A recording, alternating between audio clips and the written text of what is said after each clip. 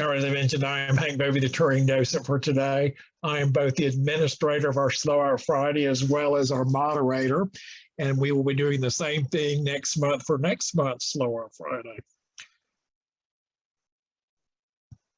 Great.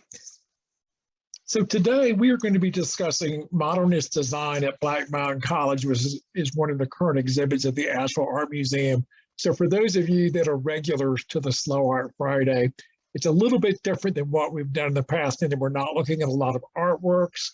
So we're not going to be asking a lot of questions about what's going on. We are going to discuss these works, and definitely feel free to chime in with what you see or what you think about the different things that we're looking at. A little bit of information about Black Mountain College. And for those of you that may be new to Slow Art Friday or not familiar with Black Mountain College, it was founded at the height of the Great Depression in 1933. And earlier that year, that same year in Germany, the Nazi Party had forced the state-funded Bauhaus Art School, which opened in Germany in 1919, to close because of the embrace of modernist principles by the school. So many members of the faculty and staff of the Bauhaus immigrated to the United States and brought with them their attention towards modern design, and that influenced several American institutions, including Black Mountain College, which was located about 15 miles east of Asheville. Black Mountain College was started in the 1933 as well as an experimental liberal arts college where art was woven into all of the curriculum. So when the college first opened, it opened in an existing colonial revival building that was filled with local furniture, and this was the YMCA's Blue Ridge Assembly Building.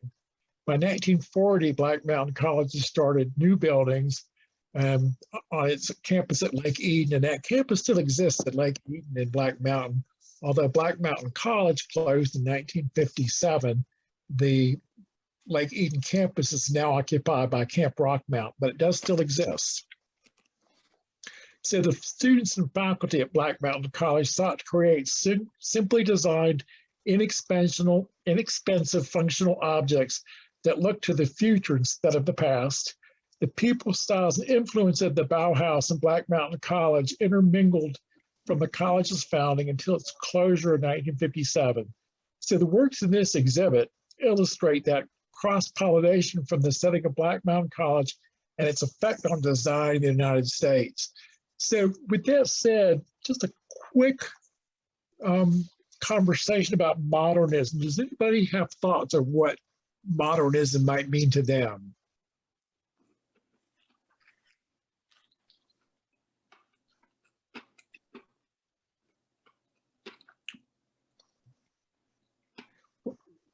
I'll go first.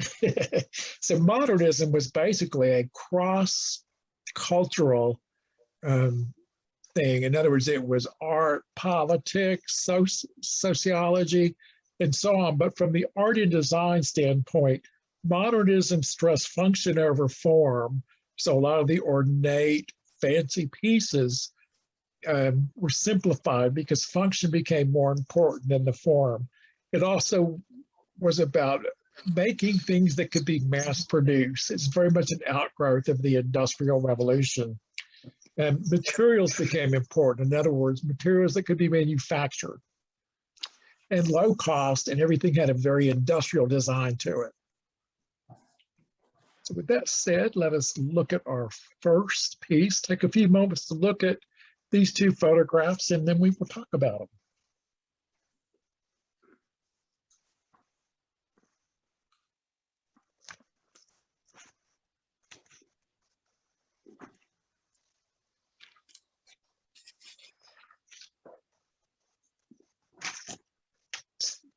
So with that said, after I mentioned some of the tenets of modernism, what do you see in here that kind of fits the bill on modernism? And this is the outside of a house and then a little corner shot of an interior room.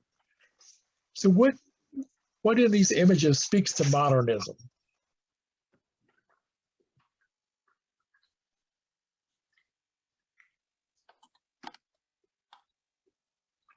Plain, simple, geometric line. Right, plain, simple, geometric. I'm just going to say, if you were to compare this say to a Victorian mansion, what are some of the big differences there?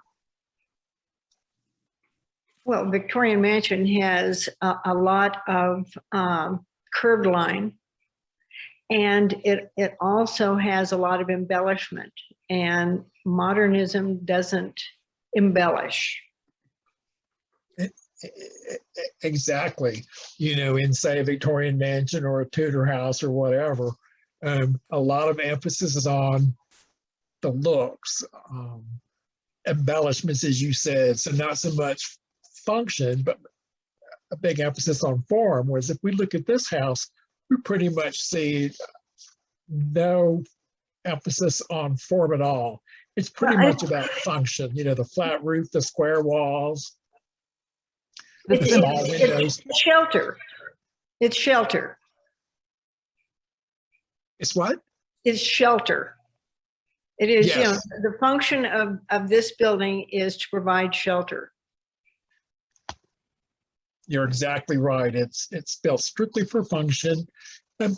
Let's look at some of the materials and relate those to modernism. If we look at the two rooms, you know, one of the things I mentioned in the Tenants of Modernism was an emphasis on materials that could be manufactured or mass produced. I was going to say the simplicity of the materials and the durability of it. I mean, it's not made to be, as Billy was saying, like pretty or, you know, a nice design or something pleasant to look at. It's just meant to be utilitarian, functional, and I would say hopefully durable. Exactly. And the materials are very local.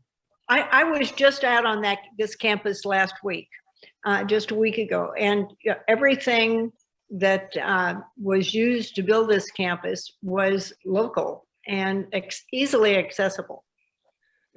An excellent point, because I was actually going to bring that up next. Because even though I mentioned, you know, a tenet of modernism is materials that can be mass produced or manufactured. And if we see this, there's wood, there's rock. I'm like, we're thinking that's not manufacturable materials. But in the case of Black Mountain College, as was just pointed out, it's materials that were local. Black Mountain College, if you think about it, was founded in the 1930s, right in the deepest part of the Depression. So they, you know, they could not afford to go out and buy a lot of manufactured materials, because remember, cost is also a component of modernist design. So they used materials that were found on campus, the wood, the trees, and so on. So excellent point. So let's look at the interior shot there. What do you think about that? Again, let's think about both functionality, materials, costs, and so on. And what do you see that kind of leads you down the modernist pathway on that interior shot? When I see the interior shot, though, I think of a more artistic in the actual taking of the picture, because of the shadowing and the way you see the trees through the window. And so it's almost like a piece of art design, just the way the lines and the trees and the dark and the light contrast. Well, exactly. There is the photograph is not necessarily as modernist, because there is some emphasis on form with the shadows and the contrast of the dark and the light. But within the construction of the room, you know, I think we see the same thing. We see very unadorned room. There's no crown molding. There's no little cutouts. And we have this, looks like a built-in dresser right there in the corner. So in other words, very much the wall was used for a functional reason in this case.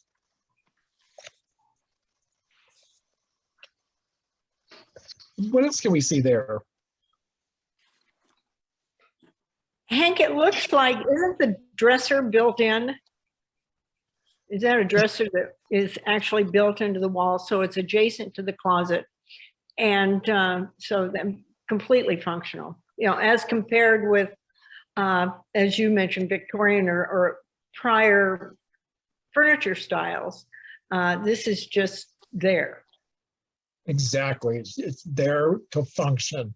not to necessarily please the eye, so to speak, although it's not unpleasant, but its primary purpose is the function of a dresser. If you look at the wall that's perpendicular to that, you can see it looks like the stonework, so they didn't finish the wall. And there again, because the finish would be not very much a modernist thing, because it would be to improve the appearance of the wall, and also it would cost money. These actually, both scenes are from what's called the minimal house.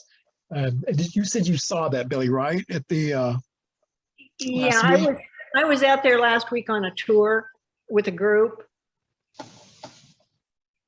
They were doing chores there. I'm kind of jealous because I didn't get to make that, but we're going to try in the spring to do. They may try in the spring to do some more. Definitely worthwhile. Excellent. All right. And what, have you been there at all? The site, the site is absolutely breathtaking. It is just amazingly beautiful, right? There's a lake and of course the time of year, the trees. So I encourage everybody to go out there and see that facility. And if you go on the Black Mountain College Museum website, you can see information about the tours. Right. I think they may be planning more. I know part of their problem is they have to coordinate this with Camp Rock Mountain and its needs. But I think they have more tours planned or will have them in place. So just take a look at the website because, as Billy says, it's very worthwhile. So, any last questions or comments on this before we move on? Well, I just wanted to say that you asked what do you see? And I'm going to say, well, what I don't see is art on the walls or any embellishments. It's quite austere. And again, that's the function and the materials, pre-stressed concrete, I suppose. And just as someone else has said, just the windows, some wood, stone, and concrete. And the shadow. Well, yes, of course, right. I'm sure that was all very well planned with how the sun would come in and where they sited the building, how the north facing or whatever.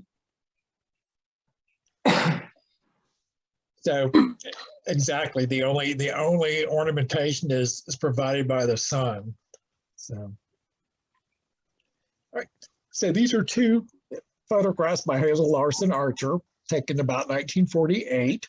They're the minimum house. And the minimum house was actually built by students as part of the architecture program at Black Mountain College. And they had, their goal was to make affordable housing for students. So they needed space for studying, sleeping, bathing, limited cooking because there was a dining hall on campus. I mean, they had a goal of $1,000 for the house. And so that's another reason it was all of local materials, because they didn't have money to buy materials at the time. So local materials were used. So, and just to kind of relate this to our lives, if you look at the photo on the left, the outside elevation of the minimum house, and you see houses from the late 40s, early 50s in that post-war housing boom that don't look a whole lot different than this.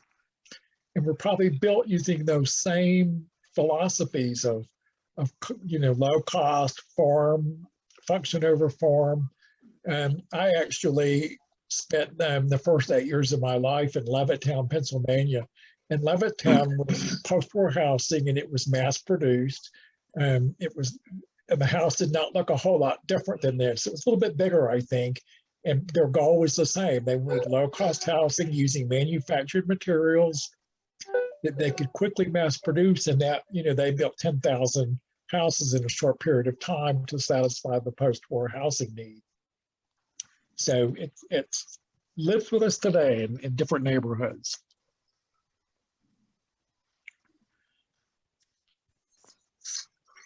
So take a look at this, and then we'll kind of talk about it as well. I will.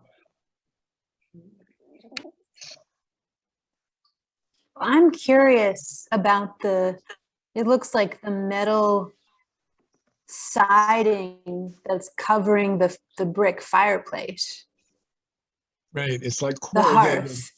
metal, Yeah. yes. So I wonder if that is supposed to be a sort of an ornate, sort of modernist adornment, you know, over the traditional brick hearth. And I would say that's exactly right. And I'm not sure that it's actually over bricks. The bricks that we see are the lining of the fireplace on the inside, I think. And I don't know that there's necessarily bricks under that corrugated metal. There could well be, but I'm not, you know, there may not be. The corrugated metal may be the surface without bricks under it. But it's definitely speaks to that modernist thought as far as its manufactured material. It's non-traditional, because modernism also was a big rejection of tradition. My Hank? eyes are first drawn to the little rug there. It almost looks like one of those things you'd make on with the little loops that you would have, like, and make it. But it doesn't look comfortable there. Especially the chair, when I'm viewing it on the right, does not look very comfortable. And there's no little table to put anything on. So it's just very, again, very stark, very simplistic. The fireplace, that almost looks to me like something like on a storefront window that would come down to keep people out, or a garage door or something like that around the fireplace. So, but the rug is cute. I like the little loops in it. So, Hank, if I hadn't been there last week, I wouldn't know this, but I believe that the material that you're seeing on the front of the fireplace is made of asbestos, or an asbestos-like product, and it was used on the outside of the building as well. So, Yeah, that was kind of common in that time frame. yeah. To have asbestos siding, and asbestos would make sense for a fireplace cover, you know. And again, it's manufactured and likely cheaper than a brick fireplace. Right. So it The lines of the chair. Modernism, Black Mountain College. So back to Laurel's comment about the chairs, I find that kind of interesting, because the chair on the right, which you said you thought might not be that comfortable, I suspect it actually was deliberately designed at that with that angle to be more comfortable than a straight back chair. You know, I'll put it as sort of an early version of a recliner, maybe, so that the person sitting in that chair would be reclining. Again, because it was, you know, function over form was the thought behind the modernism. So they designed it to have that look. And doesn't it have the same line as the Barcelona chair? That was about in the same era. Yeah, exactly. And I have two Barcelona chairs right behind me, and I love sitting in them, but a lot of people don't. So I think they agree with you, Laurel. My husband says they're hard to get in and out of. So it's You an know, one thing acquired interesting taste. about the fireplace is it's asymmetrical. You can see one side is much, anyway, it's asymmetrical, and I think that makes it visually attractive with no adornment whatsoever. Mm-hmm. And that's a very good point, Martha. I think you're right. And I think the asymmetrical look is, again, that rejection of tradition, you know, because traditional fireplaces are very symmetrical, you know, and here we've got that. The opening is just slightly off center. It's unadorned. So the beauty is in the corrugated asbestos material that it's made out of. So Right. Mhm. Good point. And I it think- doesn't look, I agree with Laurel, it doesn't look inviting. Right.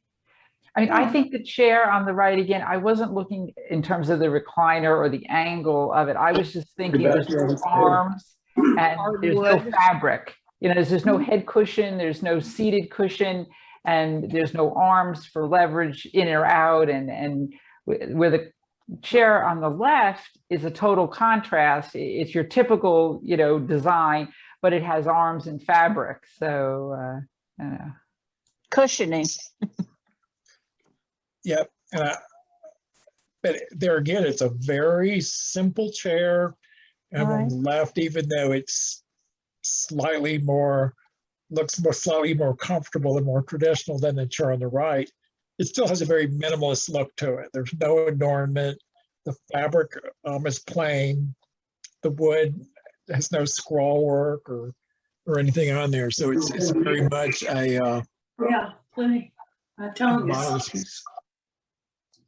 on fire. It's really good.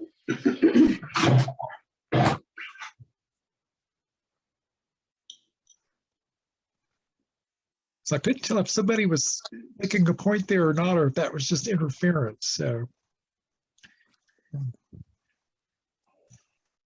anything else on this one?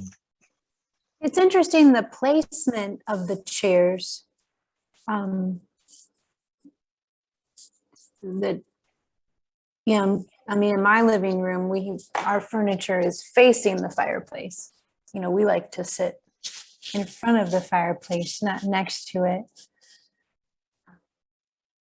And So I wonder what the other side of the room looks like. Unless they want warmth, probably just as plain and unadorned. right? Unless they want warmth, and maybe they're close to the fireplace to keep warm. And I think they need a little cat sitting on that rug though there, you know. So, and Megan, it could be that they just turned the chairs out for the photograph. But like Martha said, notice there's no painting hanging over the fireplace.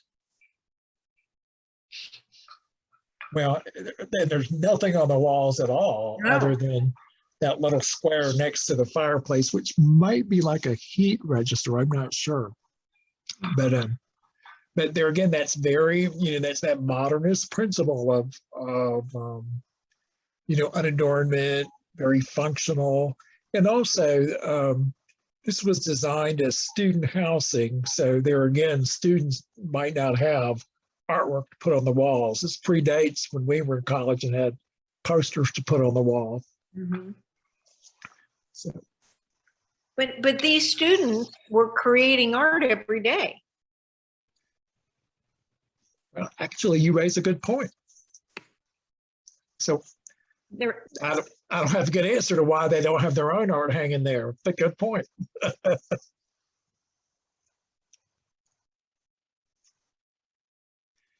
So, all right, any last comments? Well, I don't see any fireplace tools or, you know, wood stacked, you know, to build the fire. So now I'm wondering if this was sort of staged. I suspect so. I'm sure it was, but if you look at it's an interesting contrast of organic and geometric. The lines are all very geometric, yet you have that round rug that Laura loves, and the round arm on the chair, the arc, and then the curvature of the fireplace surround. It's like a contrast of extremes. Plus, both chairs are partially cut off. Like I'm looking at the size, it's not quite an 8x10 print on paper. And both chairs are missing just slightly the other edges of their sides there. Well, good point. If I was taking the photo, I might have walked back a couple steps and gotten more in the picture. And all I can think of is if you see it in the description, the photographer was also the person that designed the fireplace. So maybe he didn't care that much about the chairs.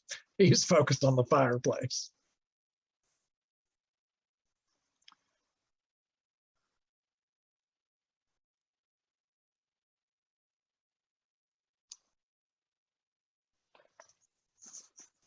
So tell me what you think about this stuff.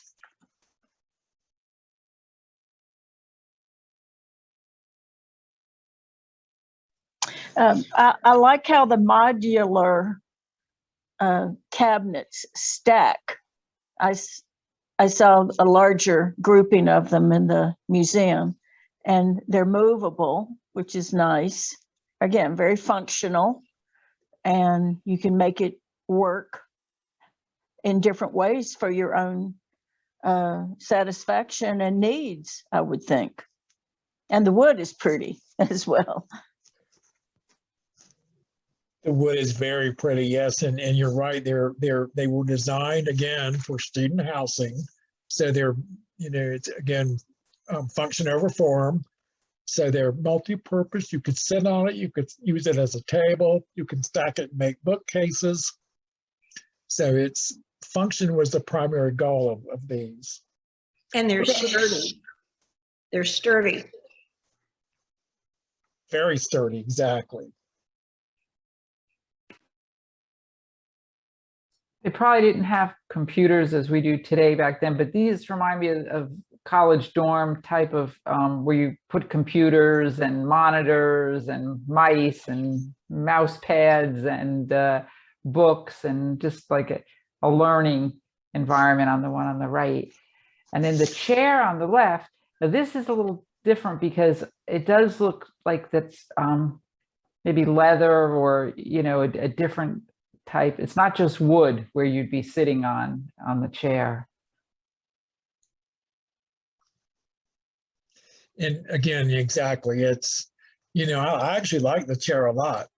And I think it's probably similar to the chairs that Billy mentioned that she has, that not everybody finds it easy to get in and out of. But I think it would be very comfortable because you're not sitting on hardwood, you're sitting on the leather, and you would be reclining.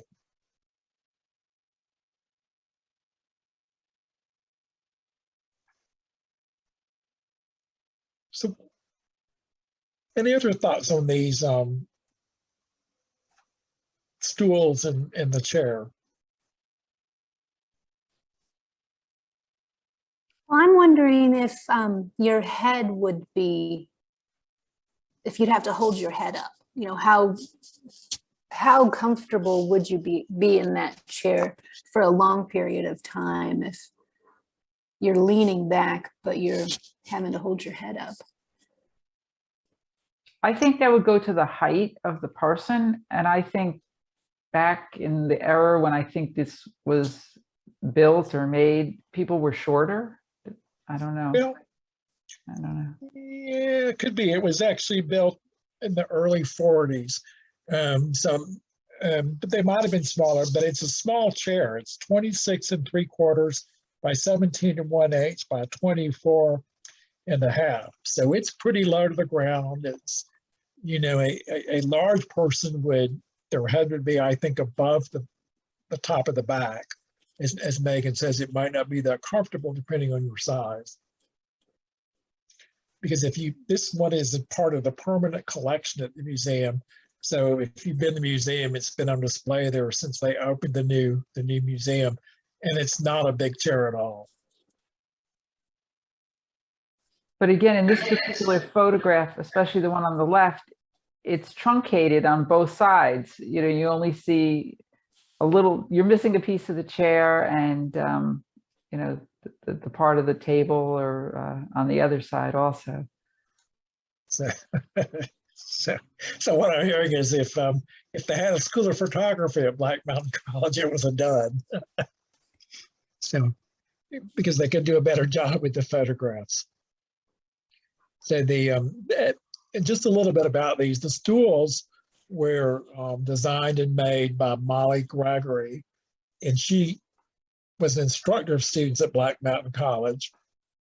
And what she has said as her simple linear construction speaks not only to the need for relatively untrained students to fabricate them, but also to the influence of modernist design on the aesthetic. So there again, it's a whole modernist, simple forms, function over form. And in this case, she wanted them to be easily assembled by untrained students. There's a definite relationship between these wooden stools and the tubular metal stools designed by Marcel Breuer for the Bauhaus. And the tubular metal stools, you've probably seen dining room chairs that have that tubular metal, or kitchenette chairs, I should say. And that's what they're referring to as that type of design when they talk about tubular stools. So, and one big difference that between these and the Bauhaus that we've already talked about is if they were manufactured by Bauhaus students in Germany, they probably would not have been made of wood. They probably would have been fabricated out of metal and vinyl and whatever. But since Black Mountain College had to use the materials at hand, they were wood.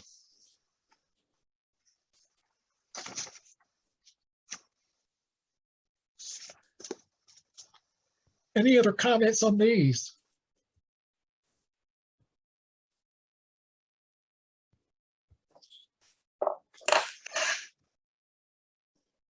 Hank, have you ever heard any, do the students cart these around sort of from class to class, or, take them indoors, outdoors, or? I'm not clear. Ask it again. So if these were used as stools as one of the functions, do you think each student sort of carried his or her individual stool to between classes or the dining hall, or I think they were? I don't know for sure, but I think there's a strong possibility. And if you look at some of the photographs of different things at Black Mountain College, you'll see these students sitting on these stools like in their rooms and like conference rooms. So there is a possibility that they did come around, at least, say, let's all get together in my room and play poker tonight. Everybody might bring their own stool kind of thing. So I think that's a valid question.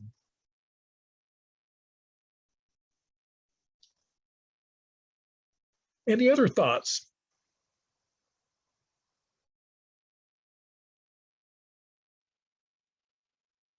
So the chair is a Lazy J chair, circa 1995, and as we mentioned, it's leather, also stained ash and brass. There's the dimensions, and then the stools. I didn't mention the stools when they put together this slide, but the stools were also designed by Mary Gregory, or Molly Gregory. They're stained oak, same time frame. They're 15.5 by 18 by 15 inches each. So in Molly Gregory studied sculpture at Bennington College and graduated in 1936. Bennington College was a progressive college from its founding just 4 years before she graduated. Their art department was structured around the Bauhaus's modernist principle of looking to an object's material and function to determine its design. I think that's very apparent in what we're looking at here. So it says to design a table / stool, 3 sides. There we go, we're done. And while at Bennington, she would have likely studied design under former Bauhaus student Leila Ulrich. And then after graduating, she taught sculpture and drawing in a wood shop at Cambridge School in Massachusetts. And in 1941, she became a teacher at Black Mountain College, originally for the plastics workshop under Joseph Albers. And then within a year, though, she was promoted to instructor in crafts. And by 1943, she was the instructor of woodworking. She remained at the college until 1947. And during that time, she participated in the construction of the studies building, which I didn't really talk about. But after, originally, as I mentioned at the beginning of our talk today, when Black Mountain College first opened, they used a borrowed building from the YMCA's Blue Ridge Assembly campus. And then when they moved to Lake Eden, the first building they started was the studies building. So, any last questions or comments?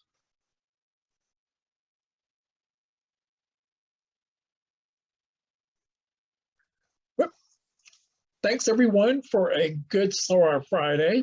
A nice little introduction to the Black Mountain College Modernist design, which is something that I think gets lost when we look at Black Mountain College. We get so, I think, caught up in things like Joseph Albert's colors and squares and in Ruth Azar's sculptures that we forget about the basics of design. And so with that said, please join me on December the 3rd for our next Slow Art Friday. And as Laurel and I were talking before, some of you signed on right now, we're at once a month through the end of the year instead of every week or bi-monthly. And I do not know what the new year is going to bring, but I'm sure I will see you again in December and then hopefully after that. Okay, thank you. Thank Thanks, you. everyone, and I will see you in December. Goodbye.